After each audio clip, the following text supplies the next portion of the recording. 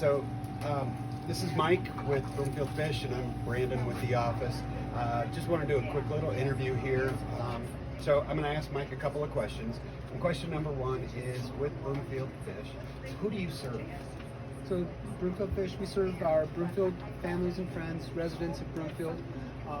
We've got anywhere from 60 to 70 families a day that come in and shop at our facilities. Close to 300 families a week that come in and shop at Broomfield. If we do have a family outside of Broomfield, they come in and we do help them. We will make sure that they get food, and we will direct them with information to get the services that they need based on where they live. Sure. So we try and make sure that anybody that comes through our doors gets assistance one way or the other. So you're not going to turn them away just because they live in Thornton or in Westminster or whatever? We won't turn them away. We will get them food and take care of them that day, and then we will direct them to the services that they can get based on where they live. Like I said, we're currently serving about 300 families a week. We're going through roughly between 125 and 145,000 pounds of food a month. Come again?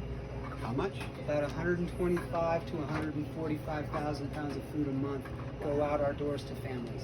Wow. So when they come in and shop, we don't call it a market, food pantry here. We call it a marketplace. It's our fish marketplace, our Marco marketplace, and people come in. It's like a little grocery store for our families. So our 5,000 pounds that we're trying to donate here is very small potatoes for what they really need. So maybe we need to up this goal, guys. We need to do everything that we can. The 5,000 pound goal is amazing, and you'd be shocked how far that goes and the difference that makes. People that bring in a bag of food that's 5 pounds, it makes a difference. Everything that comes into these doors that is donated by anybody makes a huge difference. I am sure it does. We want to make a bigger impact. Yeah, it takes this entire community to make this place the wonderful place it is. So I can't thank you all enough. Well, we appreciate you and appreciate what you're doing. Yeah.